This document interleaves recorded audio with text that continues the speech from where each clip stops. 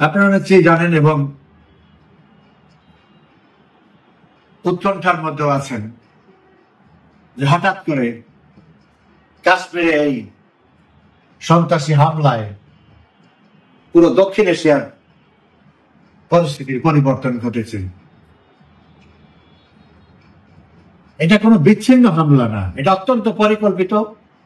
পাকিস্তান থেকে এসে তারপরে হামলা করা হয়েছে, আবার পাকিস্তানে ফিরত গেছে।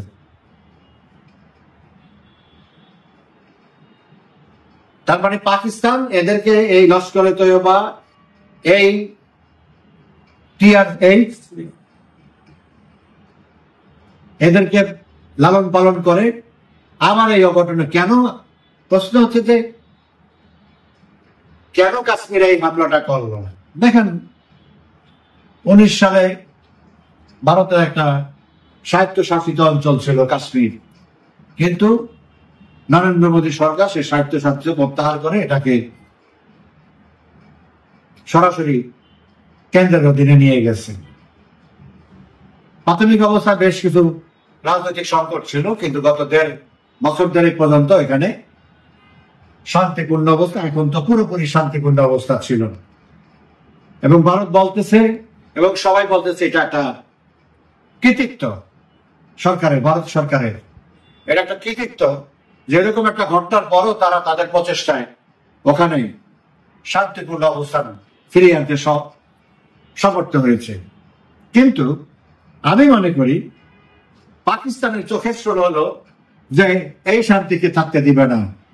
আর ভারত যে এই স্বায়ত্তশাসন প্রত্যাহার করে ভুল করেছে সেটাকে জিয়ে রাখার জন্য, সেটাকে প্রমাণ করার জন্য এটাকে সবসময় আনস্টেবল রাখতে হবে। ওইটারই পরিপ্রেক্ষিতে একটা শান্তিপূর্ণ পরিস্থিতিকে অশান্ত করার জন্য এই টেরর অ্যাক্টটা করা হয়েছে, এই টেরোরিজমটা করা হয়েছে। দেখেন কত নিষ্ঠুর ঘটনা ঘটেছে। এটা কোনো একটা বোমা মারে নাই বা একটা জায়গার মধ্যে হঠাৎ করে গুলি ব্রাশ করে নাই। ওই জায়গায় একটা স্পটে গিয়ে সেখানে বেছে বেছে তাদের আইডেন্টিটি চেক করা হয়েছে, তাদের নাম কি, তাদের ধর্ম কি। এইভাবে বেছে বেছে 25টা লোকের, 25টা পর্যটককে ঠান্ডা মাথায় গুলি করে হত্যা করা হয়েছে।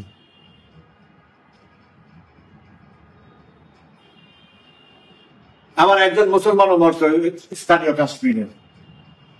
এরপরে কি ব্যবস্থা নিয়েছে ইন্ডিয়া আপনারা জানেন।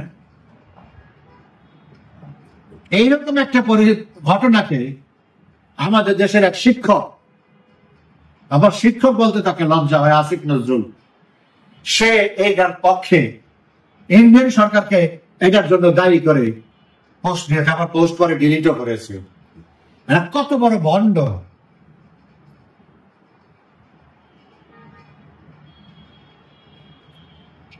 এবং আমার ফেসবুক পোস্টে আজকে পোস্ট করেছি, এই যে কুখ্যাত সন্ত্রাসী সংগঠন লস্করে তৈয়বা পাকিস্তানের, তাদেরই বাংলাদেশের প্রধান যে ইজহার, সেই ইজহারের সাথে আসিফ নজরুলের ছবি আমি পোস্ট করেছি। তার মানে আসিফ নজরুল আজকে না, আরো আগের থেকে এরা তো প্লট চেঞ্জ করছে। একসময় এটার বিরুদ্ধে ছিল, জামাতের বিরুদ্ধে ছিল, পরে যখন চেঞ্জ করছে তখন এই ইসলামী জঙ্গিবাদের পক্ষে আসছে। এবং এই যে 5 তারিখের যে আন্দোলন নামে যে সন্ত্রাসী কাজ করেছে, বাংলাদেশের মূল হোতা ছিল আসিফ নজরুল। ইনুস সওদাগরের মূল বাংলাদেশের এজেন্ট হলো আসিফ নজরুল। সে ছাত্রদের সাথে কোঅর্ডিনেট করা, যারা ছাত্র নেতারা ছিল তাদের সাথে কোঅর্ডিনেট করা মূল দায়িত্ব আসিফ নজরুলের, এবং এই সন্ত্রাসী গ্রুপদের সাথে কোঅর্ডিনেট করা, এটার একটা সিনক্রোনাইজ করার মূল দায়িত্ব পালন করছে এই আসিফ নজরুল। সে নতুন ইসলামিস্ট হয়েছে, যে কোনো কিছু দেখলে ইসলামের সে সেটাকে পোস্ট দেয়, সেটা নিয়ে পোস্ট দেবে, সেটাকে শেয়ার করবে, এই হলো এখন তার কাজ। আপনারা জানেন পাকিস্তান আজকে এই ঘটনার প্রেক্ষিতে ভারত যে ব্যবস্থা নিয়েছে তার কাউন্টারে পাকিস্তান তাদের পাকিস্তানও ব্যবসা বাণিজ্য বন্ধ করে দিয়েছে, তাদের সাথে অন্যান্য ব্যবসা বাধা আছে, এগুলি তো ভারত আগেই বন্ধ করে দিয়েছে। মানে ভারত যে সমস্ত পদক্ষেপ নিয়েছে সেটাকেই তারা রিপিট করেছে। এর মধ্যে নতুন হইল তাদের আকাশ সীমা, ভারতের নিজস্ব প্লেন এবং ভারত যে সমস্ত এয়ারলাইন্স অপারেট করে সেই এয়ারলাইন্স আকাশ সীমা দিয়ে যেতে পারবে না। এখন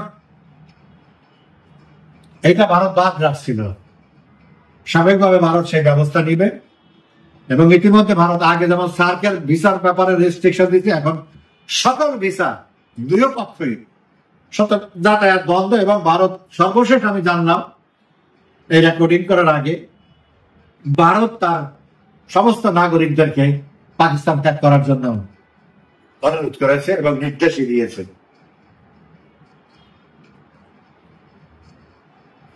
এখন এই আকাশ সীমা বন্ধ করার কারণে ক্ষতিটা তো সবচেয়ে বেশি হবে পাকিস্তানের।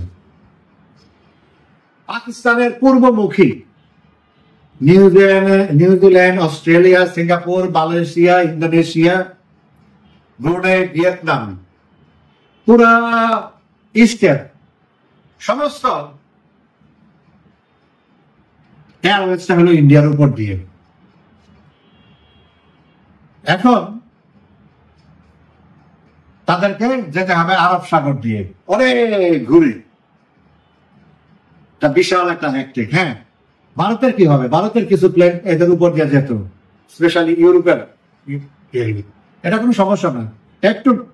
একটু রাইট টার্ন নিলে, অল্প একটু 15 মিনিটের একটা টার্ন নিলে কাজাকিস্তানের উপর দিয়ে চলে যাবে রাশিয়া হয়ে, কোনো সমস্যা না।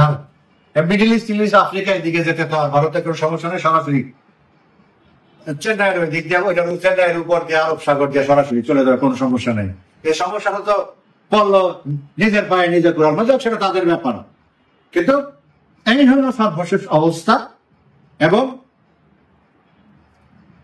এটা কি যুদ্ধ পরিস্থিতিতে যাবে কিনা সেটা খুব নির্দিষ্ট করে বলা যায় না, নিশ্চিত করে বলা যায় না।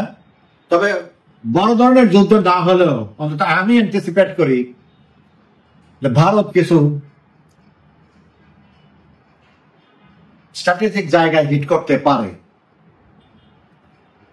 একটা ছোটখাটো হলেও একটা স্ট্রাইক তারা করবে।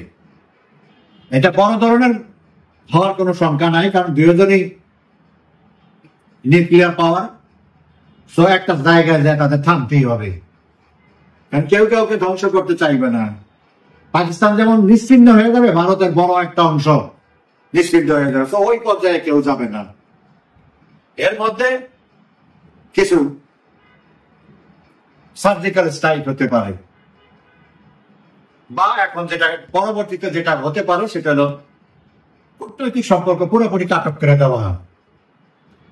এতে করে পাকিস্তানের যে কি ক্ষতি হবে সেটা পাকিস্তানি বুঝে না, বুঝতে নাই, বাট বড় ধরনের ক্ষতি হবে। কিন্তু এখানে আমাদের একটা বিরাট শঙ্কা আছে। শঙ্কাটা হলো, এই গত কিছুদিন পর্যন্ত এমনিতেই আমাদের এই অবৈধ সরকার ভারতকে খোঁচানোর জন্য পাকিস্তানের সাথে একটু বেশি মাখামাখি করতেছিল। এই কারণে এইটাও ভারতের মাথা থাকবে যে এই উসিলায় ওইটার উপরেও তারা একটা স্টেপ নেবে। এখন সেটা যদি আমাদেরকেও নেয়, সেটা আমাদের কপাল খারাপ, কিছু করার নেই। সর্বশেষ আমি জানি যে পাকিস্তানের পররাষ্ট্রমন্ত্রী 27 তারিখে আসার কথা, সেটা ক্যান্সেল করা হয়েছে, সেটা আসবে না, একটু আগে সম্ভবত ক্যান্সেল করেছি। তো পাকিস্তানের এই সাথে আমাদের এই মাখামাখির জন্য আমাদেরকে কিছু খেসারত দিতে হবে। এবং ভারত যে কৌশলটা এখন নেবে, সেখানে আমাদের যে এই ডেভেলপমেন্টটা ওনারা করলো, এটাও তাদের মাথায় থাকবে, তাদের কৌশলের মধ্যে থাকবে। এখন সেখানে কি মেজার নেয়, কারণ একই ধরনের জঙ্গি সন্ত্রাসী বাংলাদেশেও আছে। এখন কি ধরনের তারা পদক্ষেপ নিবে, এবং ইতিমধ্যেই আমেরিকা তার পাশে এসে দাঁড়াইছে, রাশিয়া তার পাশে এসে দাঁড়াইছে। তা ভারত এটার কাউন্টার দিতে দেওয়া যে কোনো পদক্ষেপ নিবে তারা তারপর ভারতের পাশে থাকবে। এই ব্ল্যাঙ্ক চেক অলরেডি তাদেরকে তাকে দিয়ে দেওয়া হয়েছে।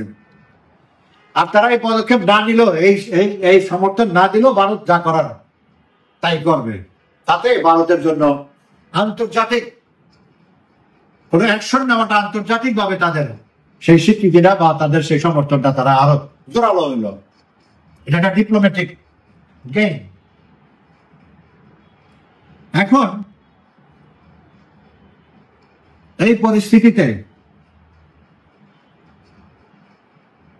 এবং আসিফ নজরুলের যে পোস্ট দিচ্ছে এবং ডিলিট করছে, এটা কিন্তু অলরেডি তাদের নলেজে চলে গেছে। সরকারের একজন গুরুত্বপূর্ণ ব্যক্তি সরাসরি ভারতকে দায়ী করে সেটার জন্য এবং পাকিস্তানের, তার মানে পাকিস্তানকে পক্ষ নিয়েছে। এইটাও একটা এলিমেন্টস হবে তাদের পদক্ষেপ নেওয়ার জন্য। কি পদক্ষেপ দেয় আল্লাহ জানেন। তো যাই হোক, বিষয়টা হচ্ছে যে আমরা এমনিতে তো সমস্যার মধ্যে আছি, নতুন করে আরেকটা সমস্যা যোগ হলো। সামনের দিনের প্রতিটি ঘন্টা শুধু ভারত পাকিস্তান না, আমাদের জন্য অত্যন্ত শঙ্কার। আশা করি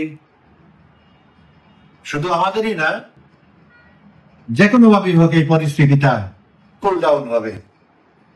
কুল ডাউন না হলে আমাদের সবেরই কম বেশি ক্ষতি আছে, বাকিটা আল্লাহর ইচ্ছা। ভালো থাকবেন সবাই, ধন্যবাদ।